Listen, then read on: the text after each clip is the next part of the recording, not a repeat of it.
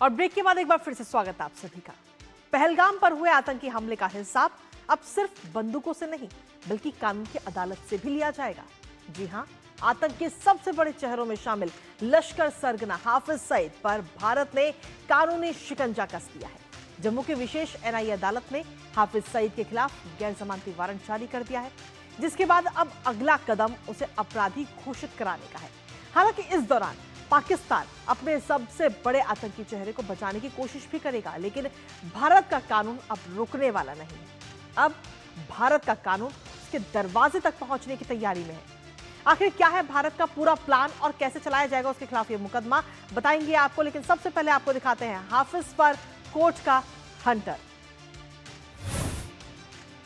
तो हाफिज पर ये कोर्ट का हंटर चलता हुआ नजर आया, जहां पहलगाम आतंकी हमले पर यह बड़ा फैसला लिया गया। आतंकी हाफिज सईद पर अब शिकंजा ये कसा जा रहा है। अभी तक सिर्फ बंदूकों सवार, लेकिन अब कहीं ना कहीं कानून का भी सहारा, और इसके साथ ही जम्मू कोर्ट से गैर जमानती वारंट इस समय जारी कर दिया गया है। और ये कहा गया है कि निष्पक्ष जांच के लिए हिरासत बेहद जरूरी है। एनआईए की अपील पर यह वारंट इस समय जारी किया गया। और इसके साथ ही आपको बता दें कि भारतीय न्याय संहिता यानी बीएनएस 2023 की धाराओं के तहत ये पूरा मामला भी दर्ज किया गया, जहां यूएपीए 1967 के तहत कई आरोप तय किए गए हैं और ये वारंट जारी किया गया है। और अब ट्रायल इन एब्सेंटिया की कार्रवाई की जाएगी। अब लेकिन आखिर ट्रायल इन एब्सेंटिया जिसका जिक्र हम कर रहे हैं वो आखिर क्या है, किस तरीके से काम किया जाएगा, इस दौरान क्या है पूरा प्लान, वो भी आपको बता देते हैं। क्योंकि आरोपी की गैर मौजूदगी में इस तरीके का मुकदमा ये दर्ज किया जाता है और ट्रायल शुरू होता है। ट्रायल इन एब्सेंटिया जिसको नाम दिया गया है, यानी इसमें पहले अदालत की तरफ से समन और या फिर यूं कहें कि वारंट जारी किया जाता है, और समन वारंट जारी होने के बाद में कार्रवाई की जाती है। आरोपी पेश नहीं है उसके बाद में भी ये कार्रवाई की। आरोपी के पेश ना होने पर उसे भगोड़ा घोषित किया जा सकता है इस दौरान। और इसके साथ ही आपको ये बता दें कि फरार आरोपी की जो गैर हाजिरी में ये पूरी सुनवाई की जाती है। इसके साथ ही एनआईए चार्जशीट में एनआईए की तरफ से जो चार्जशीट दायर की गई उसमें भी बड़ा खुलासा हुआ है, क्योंकि पहली बार मास्टरमाइंड को इसमें नामजद किया गया।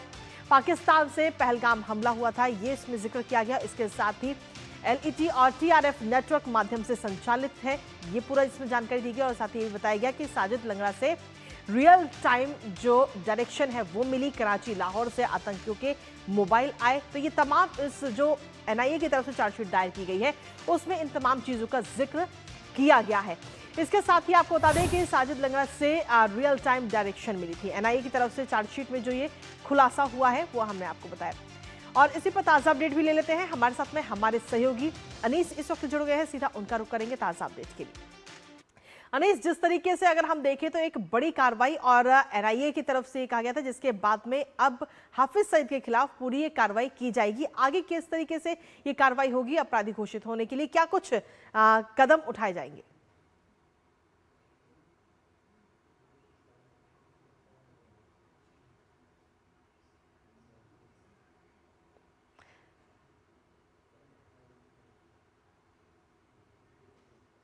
अनीस, आवाज मिल पा रही है आपको?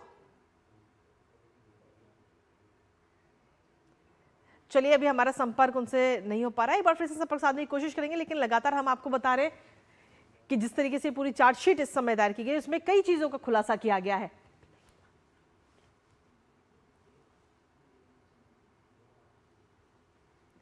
तो आतंकी हाफिज सईद जिसके खिलाफ अब ये पूरा मुकदमा भी चलाया जाएगा, और खासतौर पर अगर हम देखें तो अंतर्राष्ट्रीय स्तर पर इसको ले जाने की अब कोशिश की जा रही है आतंकी हाफिज सईद को लेकर, जिससे मुश्किलें भी कहीं ना कहीं बढ़ती हुई नजर आ रही है।